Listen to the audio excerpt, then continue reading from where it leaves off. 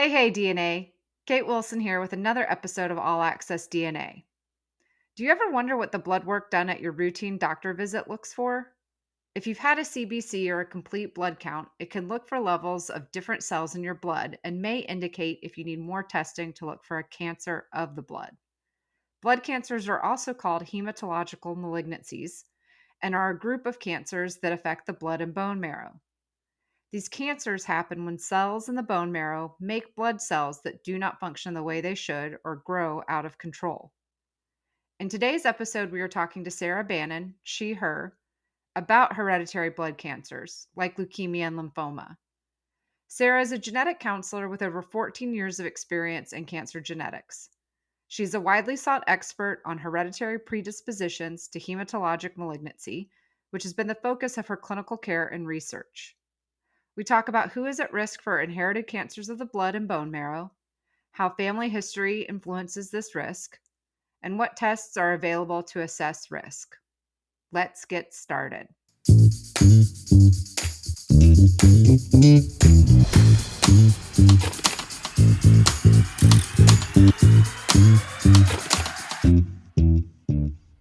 Hi, Sarah. Welcome to the show. Hi, thanks for having me. We're excited to have you on. I wanted you to talk a little bit about inherited blood cancers or hereditary blood cancers. So I think kind of the first place to start is how did you become an expert in this area, or how did you get involved in working with patients who have these hematologic malignancies? It's a great question. So, about 15 years ago now, I was practicing in a large, major cancer hospital, seeing patients and providing genetic counseling primarily for GI cancers, things like colon cancer, pancreatic cancer, stomach cancer. And around that time, there were only maybe one or two genes that were known to cause leukemia to run in families. And so there wasn't a lot of genetic counseling or a lot of knowledge about that area. But since I was working at such a large, forward thinking hospital, we had a hematologist there who had some families that she was concerned about and wanted to make sure they had access to a genetic counselor who could help them understand, types of cancers that run in families and try to figure that out. So, like all expertise, I was really thrown into an area I had absolutely no knowledge of. That really wasn't an area where other genetic counselors were practicing at the time. I had a pretty open clinical volume at that time, so I was sort of assigned to staff the new clinic. And so I started working very closely with the hematologist, took quite a crash course in what are blood cancers, what is leukemia, and read a lot and started seeing the patients. So it was kind of a fluke.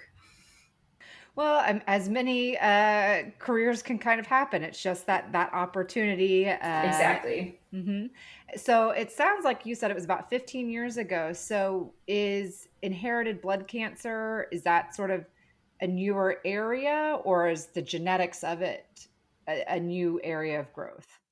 Good question. Kind of both. So, the first cases of, or the first families who had two or more people diagnosed with blood cancer were published, in the scientific literature back in, the early 1900s, as though, as like we see this, but not really much understanding about what it was.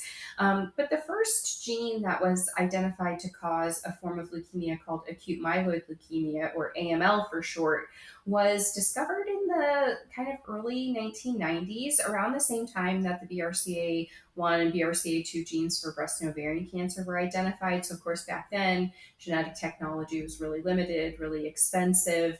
There was the first gene called AML1 at the time, now known to be called RUNX1, was identified in the early 90s. So there were a couple of genes that came about in the early 90s, but leukemia is rare. It's not common like breast cancer and colon cancer and lung cancer.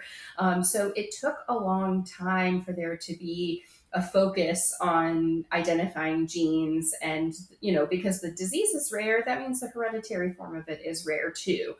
So it took kind of a while for there to gain enough traction to recognize this as a significant part of this type of cancer running in families. And so it also kind of dovetails too with when genetic testing became less expensive and more advanced, like next generation sequencing, which came about in about 2013, 2012, 2013.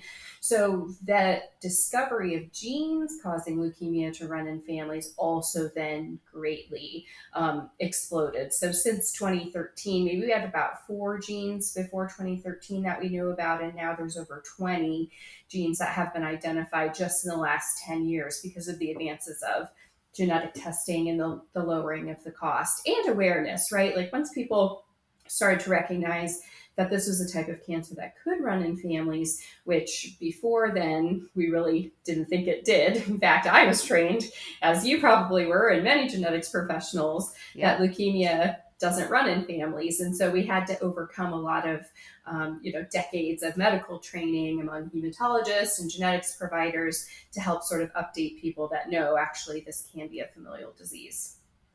So, one of the questions I had was, what is an inherited blood cancer? And you sort of answered it. It's a cancer of the blood that runs in families. You talked about leukemia as an example. Are there other types of examples of blood cancers that run in Yeah, so families?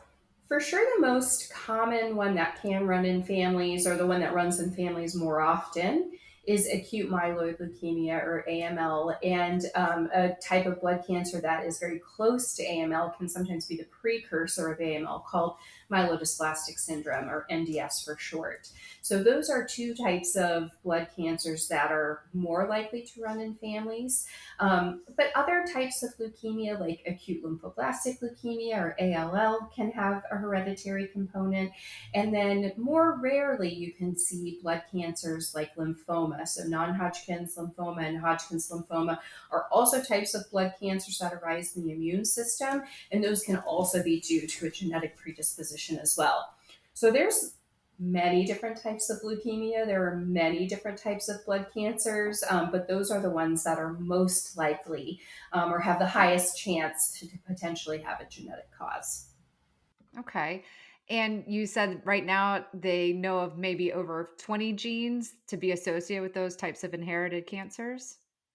20 single genes that can link with MDS and AML and ALL. When we start to get into lymphomas, we start to get into the hundreds of genes. Wow. And Okay. if we think about, yeah, bone marrow failure, which is also called aplastic anemia, which is not really a cancer, but it does sometimes get lumped into blood cancers because it's a disease of the bone marrow that also can be hereditary. And so, if we take all types of blood cancers and bone marrow failures, including lymphomas, we're probably looking somewhere around 500 to 600 genes that can cause them to be inherited or run in families.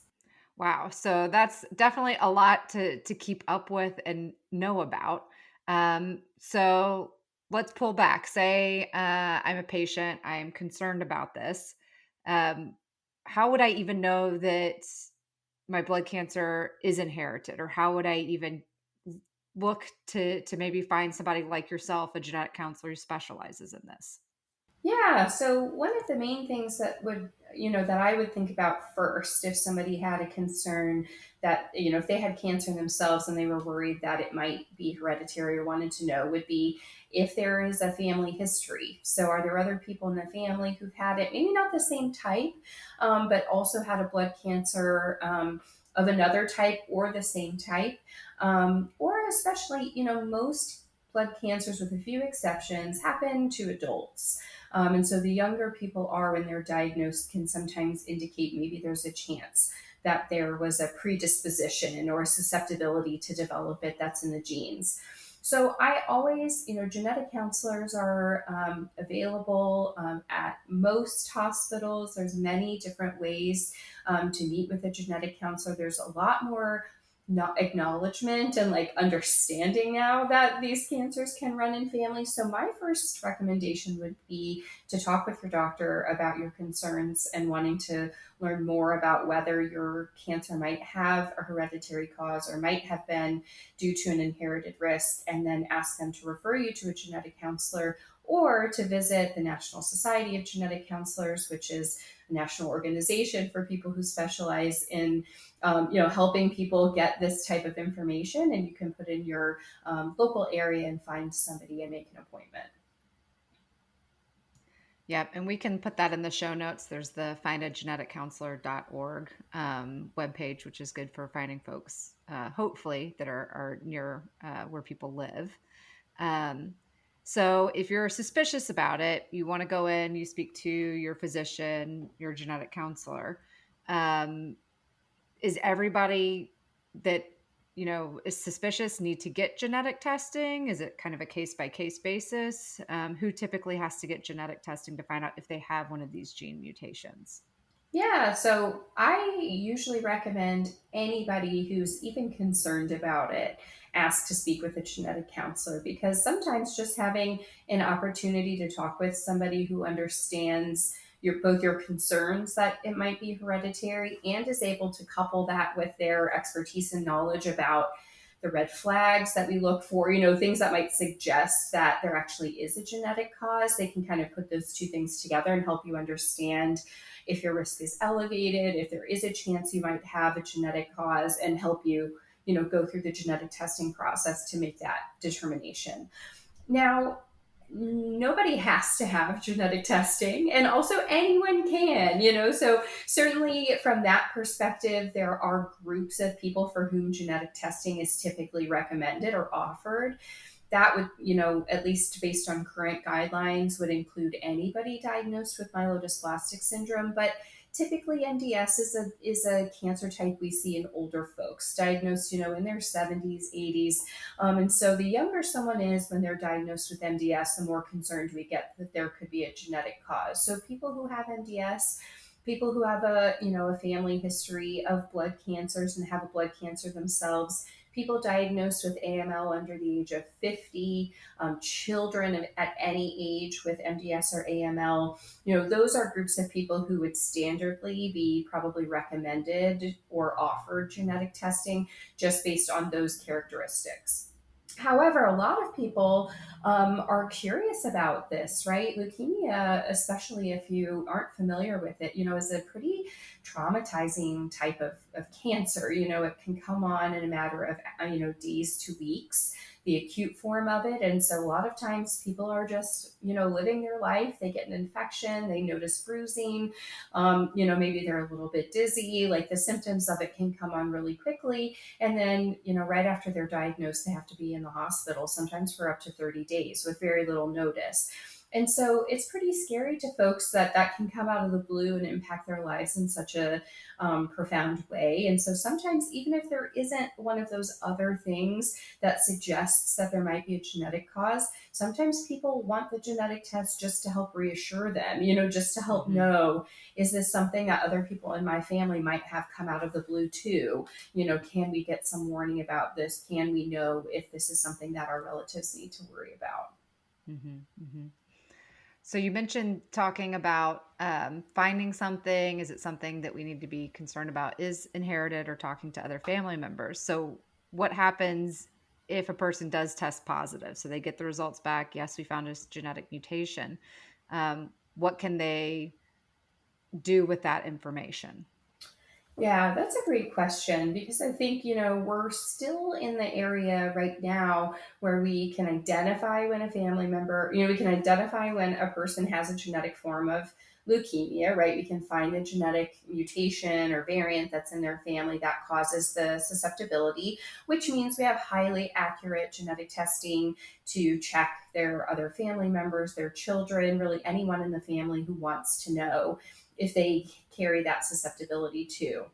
Now, we're still in the infancy of figuring out how do we prevent blood cancers. So, for example, there are some cancers where screening is so effective that it can prevent cancer in somebody, like colon cancer, right? For example, is basically preventable through its screening method. But with leukemia, it's a little harder. We don't actually know yet exactly how to stop someone from developing a leukemia or a blood cancer if they are predisposed to it. So sometimes family members will decide to get the genetic test done to see if they also have the susceptibility so that they can be monitored, right? If they're not routinely getting their blood counts checked, they might feel better if someone's taking a look and can see if their blood counts start to drop. Or they can have a bone marrow test done to check their bone marrow, and we can are starting to learn some of the signs that can be present in someone's bone marrow that is sort of hinting at the development of a leukemia far before they ever have any signs of it, like in their body that they can notice. And so, lastly, and perhaps most importantly, the treatment for many people who have a leukemia, not everybody, but many folks, is a stem cell transplant or a bone marrow transplant. And, in some families, the best person to be the donor for that bone marrow transplant is a sibling. So if a person who has a genetic mutation has brothers and sisters, sometimes, oftentimes, this genetic test is used to offer to the siblings who might be the donor back to that person for a bone marrow transplant to help make sure we're not just transplanting genetic risks for leukemias back and forth in a family among brothers and sisters. I see. So what you're doing is you're trying to say if this patient has tested positive and we want to do a transplant to help, combat their cancer, we don't want to do a transplant from an individual who also is positive for that same genetic mutation. We want to avoid it, right? We want to avoid it because, during a bone marrow transplant, we use high doses of chemotherapy and then sometimes radiation to not just kill the leukemia in the person who's getting the transplant, but to also basically remove their entire blood system. And so when we repopulate the blood system with bone marrow from a sibling or a related person in their family, we would love to also give them a fresh start with a new bone marrow that doesn't have the genetic risk to become a leukemia again. And that bone marrow is not only going to have to start making blood for that person, but it's also going to have to reconstitute their immune system. And there's a lot of data showing that if we can avoid using bone marrow from people who have the same genetic predisposition, it also helps the bone marrow transplant work better. Those cells generally are healthier. They can, get into a body, set up shop, create a new bone marrow, start making blood cells and immune cells a little bit easier than bone marrow that has a genetic mutation, which makes sense because a lot of these genetic changes in blood cancers are in important genes that work in our blood stem cells to help us make the right number of blood cells, platelets, white blood cells, immune cells. And so if we can get a bone marrow that is healthy and lacks a genetic predisposition, it can be better all around. But of course, that's the ideal world. Sometimes people have transplants and they don't know they have a genetic mutation and their brother is used. And then in other cases, that's the only option for some people in terms of a bone marrow transplant. And so sometimes just having that information, knowing it, can help make sure they get the right treatment and care afterwards. And same for their family members who have the mutation too. hmm Well, and then so the flip side of that would be is if the patient has a mutation and we test a family member and they're negative, do they then need to have additional screening or potentially have, samples taken to see if they're developing any signs of leukemia? Usually not. So if we know that there's a genetic form of leukemia that's running in the family, and a family member or sibling undergoes the genetic test and did not inherit that genetic change, then their risk of leukemia is the same as somebody who doesn't have a family history of it. It becomes the same as the general population, which is really, really low. So the chance that someone will get leukemia in their lifetime if they don't have a genetic predisposition to it is less than 1%.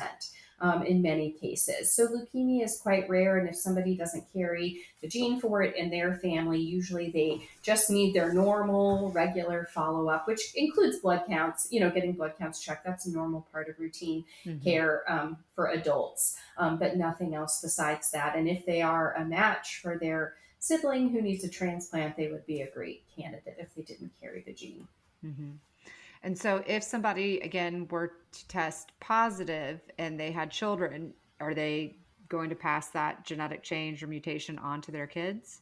Yeah, great question. So there are several different ways that the genes that can cause leukemia are inherited. So they follow basically all of the all of the three main inheritance patterns that we know about in genetics. So the majority of them are dominant, meaning that each of their children would have a 50% chance to have inherited the susceptibility and a 50% chance not to. Some forms of hereditary leukemia are recessive, meaning that then it would actually depend on the other parent of their children and their genetic status to know whether their children were at risk. And then there are also X-linked forms of inherited leukemia and lymphoma, especially, which are genes that are carried on the X chromosome that typically mostly affect people who inherit an X and a Y chromosome, which is biologically male. And so sometimes, depending on which type of gene is in which family, we can help people understand the risk to their children, which can range anywhere from 0% chance all the way up to 50%. So that's another important reason to have somebody take a look at the family history, because there's different patterns and then different genes potentially that need to be tested depending on the pattern. That's exactly right. Okay. What do you think the future is of maybe either genetic testing or prevention for inherited blood cancers? Like you said, this is sort of still a newer field. We're learning things all the time and things are progressing and changing as we know more. But where do you think things will go in the next few years? Yeah, that's a great question. I like to tell my patients that even though, 10 years sounds like a long time for a field to have been around and recognized in this, in terms of genetics, this particular field is still like a crying little baby. It's just very young. We're still learning a lot.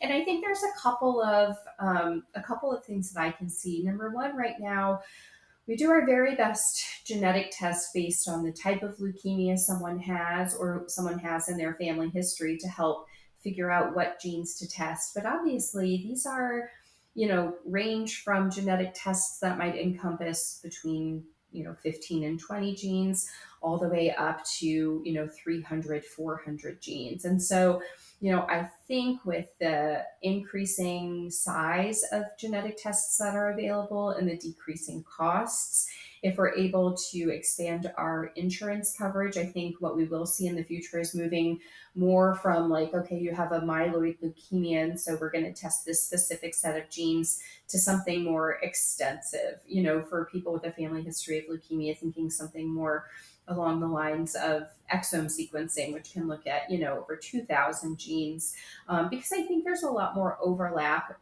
or, we don't fully understand what types of leukemia or blood cancers can occur with every gene. So as long as we're just, only doing narrow tests, I think we might be missing some things, but obviously we're finding much more than we ever found before. The other thing is that there's a lot of interest in clinical trials for people who might carry a genetic risk of leukemia but haven't been diagnosed yet. So there are some early clinical trials that are looking at some medications that are really well tolerated that are used right now to treat like low risk forms of myelodysplastic syndrome, or that may be tolerated by people who are healthy, but might have an anti leukemia or a preventative sort of role that they could play for people to take sort of as a preventative medication. So those are super early. There's, just now a clinical trial that's coming online for people with a specific genetic predisposition to leukemia, to sort of look and see, is this safe? Is it effective? Going through that clinical trial pathway, what dose is effective, until we can potentially see that prevention. And I think that is very promising. Hmm. And that's really the ultimate goal, is to get to the point where we can use this genetic testing information to try to even prevent the cancer from even occurring. Exactly. Yeah. And right now, we can find it. We can find signs of it earlier than we ever could, by looking. We know what certain changes happen in the bone marrow that might be preceding the development of leukemia in some people who have a genetic risk. But the cure for a leukemia, especially the ones that run in families, is bone marrow transplant. And that's a huge intervention. I mean, it's one of those things that you opt for when it's your cure, right? When it's your chance at a cure. But if you're completely healthy and you have a gene that may or may not cause you to develop leukemia, right now we're really trying to figure out what is that sweet spot, where you can take someone to a transplant and prevent a leukemia that might be emerging, but before it becomes a full blown leukemia, but not so early that you take someone completely healthy and put them through a bone marrow transplant and maybe they wouldn't have developed the leukemia ultimately. So Mhm. we're really trying to figure out, unfortunately, leukemia is a systemic cancer. That means it affects the whole body, right? It's in the blood, so it goes everywhere. So there's no surgery that can be, you can't remove a tumor with surgery. You can't, it's not like other types of cancer where you can do some sort of localized approach, remove the tumor. And so we have to think systemically too about how the prevention might occur. And so that's why those medications seem like they might be pretty promising because they can impact the entire bone marrow. And if somebody was interested in participating in clinical trials, what's the best way for them to find out if they would qualify or can even do a clinical trial? Yeah, good question. So, if somebody has leukemia, the best place to start with asking about clinical trials would, of course, be with their hematologist oncologist. There are several patient organizations and national organizations that do a lot of clinical trial matching for people who have an active blood cancer, like through the National Marrow Donor Program or Be the Match can help people find clinical trials, even if they're not a candidate for a transplant, although that is the donor registry for the United States. We also have the Leukemia and Lymphoma Society, which can help people. But clinicaltrials.gov is the website where all of the clinical trials are listed. And you can search by so many different criteria. It's kind of overwhelming. There's so many. But you can search in your local area. You can search based by the disease type. But really, I think for people who have an inherited predisposition, the best thing they can do is get involved with advocacy organizations that are specific. There is the Runx-1 research program for a pretty common form of MDS and AML predisposition, a platelet disorder called Runx-1. There is an organization called Team Telomere for people who have telomere biology disorders, and those organizations are really, really on the pulse of what advances are coming to help people who have that specific genetic predisposition. And they're also, in many cases, funding those clinical trials or helping to identify and find people who can participate. And so I think starting by finding other people who are in that community can help be a more direct route to finding out where those clinical trials are happening and how to get involved and to see if they qualify. Well, and that's extremely helpful. So we'll link to those in the show notes so people can find some of those advocacy groups.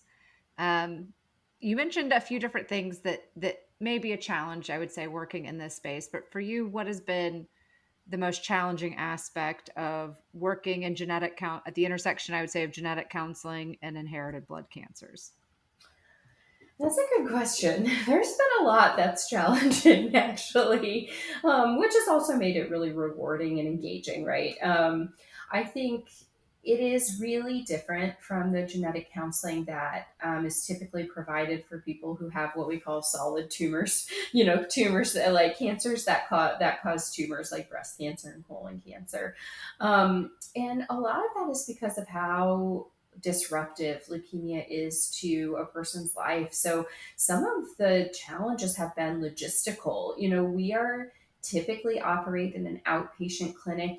Most people who meet with a genetic counselor will do so, in their doctor's office outside of the hospital, or, by by like Zoom meeting or telephone. But a lot of people diagnosed with leukemia meet with a genetic counselor when they're in the hospital. So it was a great challenge for me to adjust how I saw patients from like a typical outpatient, you have an appointment, to, walking into somebody's hospital room, while they're in the midst of getting treatment, oftentimes while they had fevers or infections or feeling bad. That was just really a logistical challenge and adjustment to how I practiced my job. But I think another challenge has been sort of overcoming this long-standing belief that leukemia is not hereditary, and I think it's taken us. I started giving talks on this topic to hematologists and oncologists, almost 10 years ago, and encountered a lot of resistance in the early days. Like, this has to be super rare. My patients don't have the genetic form of leukemia. This can't be that common. It's not going to impact most people. And even some pushback, that people don't want this information. This will scare people. We don't need to talk to people about this. They're worried enough already. And that actually motivated me to work with a genetic counseling student to survey people with leukemia, because, we're just now doing a lot of the research into how people with leukemia feel about genetics and genetic counseling and genetic testing. This stuff was done decades ago for breast cancer.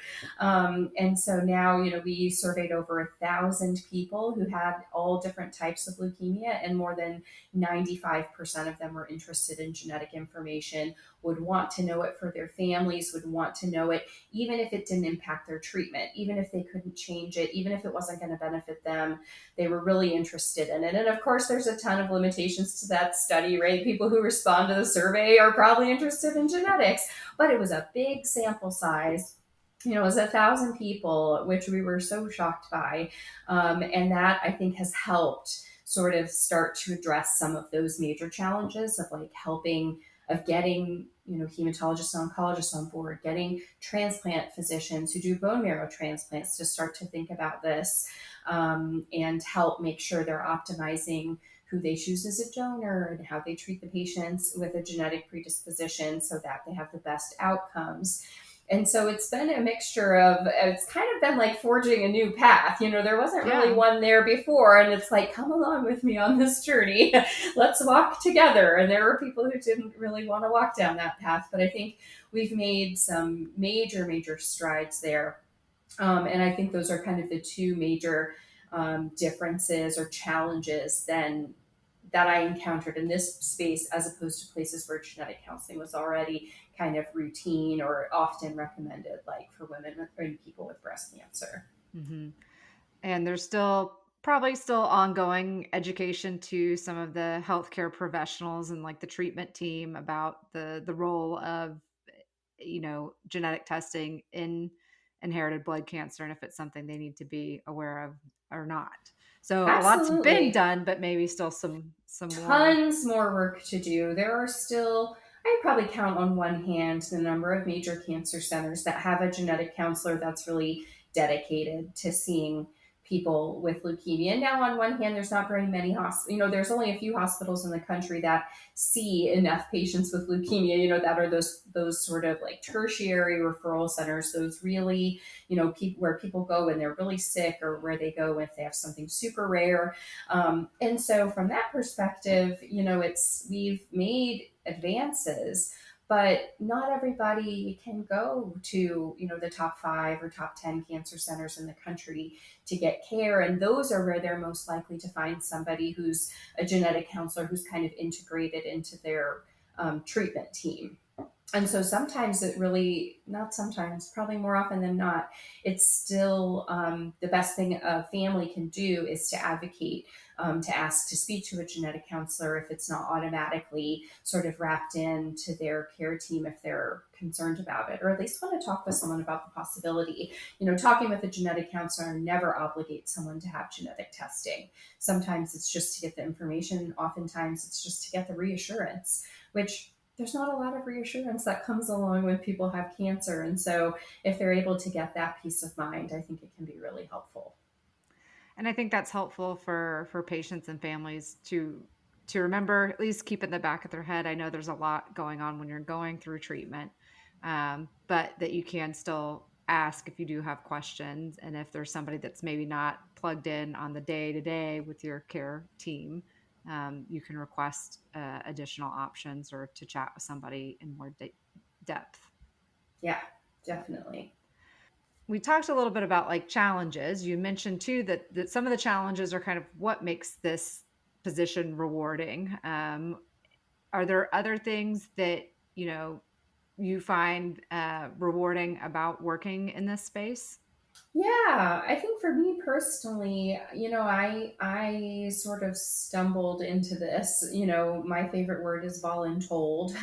I was voluntold, to start to provide genetic counseling services for this group of people. And so I think that one of the things that's been really rewarding is being on the front lines of something that's new. I think, especially like you mentioned at the beginning, genetics is always advancing. We are always learning new things. There are new genes being published every year related to leukemia running in families. And that's been the case every year since, 2013 when we started, we started seeing our first patients in the clinic. And so it has been, exciting and challenging, but very rewarding to be staying up to date on this new area. And then also like being part of the efforts to educate others. So, I give a lot of talks to genetic counselors. I give a lot of talks to hospitals and clinics and leukemia doctors and transplanters. And I just find the education of other healthcare providers so important and so gratifying, because this information, this knowledge and this expertise I have does not matter if it just stays with me, right? I can only see, so many patients as this, by myself. And so what's been really gratifying is to see in the last decade how many people have taken up the cause, right? Who have, heard a talk from me or from the attending leukemia doctor I used to work with, or who had a patient who had a family, worked with them and used that family to educate the doctors they work with, to see these advocacy organizations pop up that didn't exist 10 years Mhm. ago when we were just finding families that had these genes. And so I think being able to look back and see how much has changed and feel like just in a small way responsible for that, doing my little part, I think is making every person who's affected with blood cancer, or a person who loves a person who's affected with blood cancer, like they have more information and resources now than they ever did, especially to answer their questions about what does this mean for their family. And I think that's hugely exciting Mhm. and gratifying. Well, and we need professionals like yourself that, even though they might have been voluntold to fulfill something, they did see a need and were willing to take it on and figure it out, even if it wasn't something they had encountered before. Yeah, I spend a lot of time sitting in front of a computer, with my attending leukemia doctor, and she taught me how to read a complete blood count. She taught me how to look at a bone marrow pathology report. She taught me how leukemia is treated and what happens when someone's diagnosed, and all of that is so important so that we can learn where genetics fits, right? So we can be a seamless part of how people experience that type of cancer. And gosh, it was a really steep steep learning curve. But I wouldn't take it back. If I got voluntold again, I'd probably volunteer. It is like it's hard to learn something new, that other people aren't doing, that you weren't taught, in our training, that you didn't see, when you were, training or shadowing genetic counseling. And so that made it a challenge, but I had a lot of wonderful people to teach me what I needed to know. Yes, it sounds like you had a good support system, and then now you're at the point, where you've transitioned, you're training others to work with this patient group, and make sure that there's better understanding about genetic counseling and blood cancers. And I know we've talked about kind of a few different things, but if there's one key thing that you would want our audience to take away or remember about this conversation, what would it be? What's the TLDR you would say of Yeah, this? I think the TLDR is leukemia can run in families. If you have a family history of it or you've had leukemia yourself, it might have been in the back of your mind, or you might have been worried whether other people in your family or your children could be at increased risk. So you should talk to your doctor or find a genetic counselor to learn more. Perfect. Well, Sarah, I really appreciate you taking the time to be with us today and answer our questions. So just thank you so much. You're welcome. Thanks for having me. It's been fun to reflect. For more information about this episode, visit allaccessdna.podbean.com, where you can also stream all episodes of the show. This link is also in the show notes for easy access. Any inquiries on the podcast can be sent to allaccessdna@gmail.com. Check out our Patreon at patreon.com/allaccessdna and consider donating to get bonus content, submit questions for our guests, and connect with other genetic curious individuals. Note that this podcast is for entertainment and education and is not intended to be a substitute for professional medical advice. Please consult your physician with any questions you may have regarding your health. Please rate and review the podcast on Apple, Spotify, or wherever you listen. This helps other people like you discover the show. All Access DNA is hosted, produced, and edited by Kate Wilson. The logo design is by Designs by NKJ. Thanks for listening, and join us next time.